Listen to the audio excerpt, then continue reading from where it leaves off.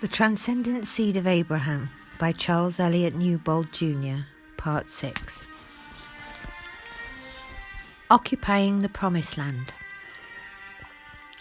Except for Joshua and Caleb, all who came out of Egypt died in the wilderness because they had not obeyed the voice of Yahweh. Joshua 5:6. They did not enter in because of unbelief. Joshua and Caleb survived because they had returned from spying out the land with a faith-filled report.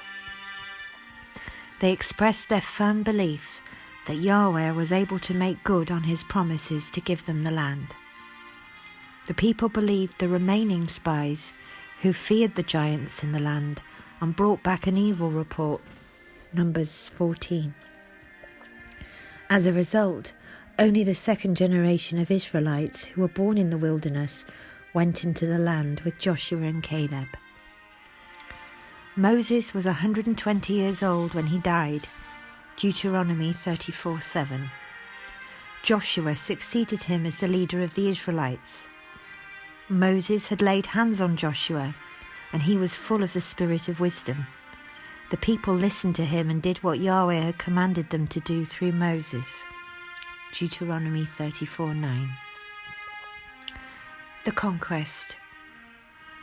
Yahweh instructed Joshua to lead the people over the Jordan to the land that he had promised to them through their forefathers. Yahweh proclaimed, "Every place that the sole of your foot shall tread upon, that have I given to you, as I said to Moses." Joshua 1:3.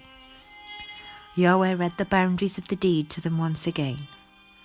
From the wilderness and this Lebanon, even unto the great river, the river Euphrates, all the land of the Hittites, and unto the great sea, towards the going down of the sun, shall be your coast.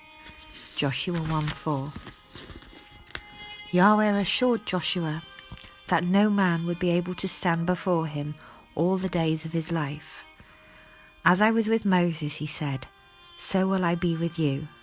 I will not fail you nor forsake you. Have I not commanded you? Be strong and of good courage. Be not afraid, neither be dismayed. For Yahweh your God is with you wherever you go." Joshua 1:9. They came out of Egypt as slaves, but Yahweh used the wilderness experience to shape them into an army. They miraculously crossed over the Jordan. They supernaturally destroyed Jericho. They conquered the land as Yahweh had commanded them under the command of Joshua. The land was divided among them according to tribes, except for Joseph and the Levites. The sons of Joseph, Manasseh and Ephraim, were given the inheritance of land instead of Joseph. The Levites were given cities with their common lands to live in. Joshua 21. The promise was fulfilled. Yahweh gave them all the land that he swore to give to their fathers. They possessed it and dwelled in it. He gave them rest round about, according to all that he swore to their fathers. There stood not a man of all their enemies before them. He delivered all their enemies into their hand. He did not fail to deliver any good thing that he had spoken to them. It all came to pass. Joshua 21:43-45. Joshua died at 110 years of age. The period of the Judges. Israel possessed the land, but failed to utterly drive out the enemy as Yahweh had commanded them.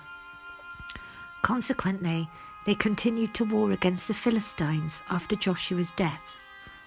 They did evil in the sight of Yahweh and forgot him, plunging them time and time again into oppression. Out of their desperation, they cried out to Yahweh and repented. He raised up judges to lead them and repeatedly delivered them from their enemies. First there was Othniel, then Ehud, Shamgar, Deborah, Gideon, Samson, and many others who were judges among them. The commentary at the end of this period sadly reads, "In those days there was no king in Israel. Every man did that which was right in his own eyes." Judges 21:25. Saul, the first king of Israel. After the days of the judges, the word of Yahweh was rare, and there was no open vision until Samuel. 1 Samuel 3:1. Samuel was born to Hannah and ministered to Yahweh with Eli in the tabernacle. He was a prophet, and all Israel recognized him as a prophet and followed him. Samuel grew old and made his 2 sons judges over Israel, but the sons did not walk in Samuel's way. The elders of Israel came to Samuel, demanding a king like all the other nations. This displeased Samuel. He inquired of Yahweh, who answered, "Listen to the voice of the people in all that they say unto you, for they have not rejected you, but they have rejected me, that I should not reign over them." 1 Samuel 8:7. Yahweh wanted a people who would be a royal priesthood and a holy nation. He wanted to be king over them. He would have ruled through his prophets, but they wanted their own king. So he gave them Saul. 1 Samuel 9. Saul was chosen by Yahweh to be king, but he did not have a heart for Yahweh nor for his will, and therefore Yahweh repented for making Saul king over Israel. 1 Samuel 15:35. David. Yahweh sent Samuel to Jesse's house to pick a king from among his sons. David was selected by Yahweh and anointed with oil by Samuel as king, but Saul was still on the throne. Saul sought several times to kill David.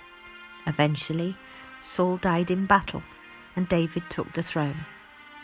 The chronicler wrote, "So Saul died for his transgression which he committed against Yahweh, even against the word of Yahweh, which he did not keep. Also for asking counsel of one who had a familiar spirit, to inquire of her, and inquired not of Yahweh. Therefore he slew him, and turned the kingdom over to David the son of Jesse." 1 Chronicles 10:13-14. The Davidic Covenant. David had built himself a house and settled into it, but did not like it that the ark of Yahweh dwelled only within curtains. He expressed to Nathan the prophet his desire to build a house for Yahweh. Yahweh asked David a question through the prophet Nathan. "Shall you build a house for me to dwell in?" Yahweh used this occasion to enter into covenant with David, saying, "When your days are fulfilled and you sleep with your fathers, I will set up your seed after you, which shall proceed out of your bowels, and I will establish his kingdom. He shall build a house for my name, and I will establish the throne of his kingdom forever. I will be his father, and he shall be my son. If he commits iniquity, I will chasten him with the rod of men, and with the stripes of the children of men. But my mercy shall not depart away from him, as I took it from Saul, whom I put away before you." Here is the key verse that stands as a covenant to David. "And your house and your kingdom shall be established forever before you. Your throne shall be established forever."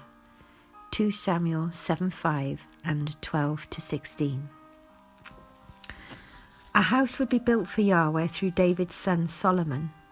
David's house, that is, his royal lineage, would be established forever. Similarly, his throne would be established forever. Also read Psalms 89. Even though the prophetic word to build a house for Yahweh was fulfilled during Solomon's reign, the word was given to David. Solomon's throne was the same as David's throne. 2 Samuel 7:12 and 16. And David's throne was Yahweh's throne.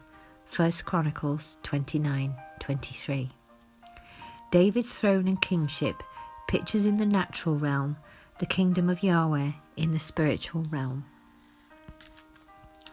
The Apostle Paul is quoted in Acts 13:22 saying, "And when he had removed him," Saul, "he raised up unto them David to be their king, to whom also he gave testimony and said, I have found David the son of Jesse, a man after my own heart, who shall fulfill all my will." With Saul, Yahweh gave Israel a king to satisfy their hearts. With David, he gave himself a king to satisfy the desires of his own heart. Israel had been given 3 covenants, the one made with Abraham, the one given through Moses, and this promise to David.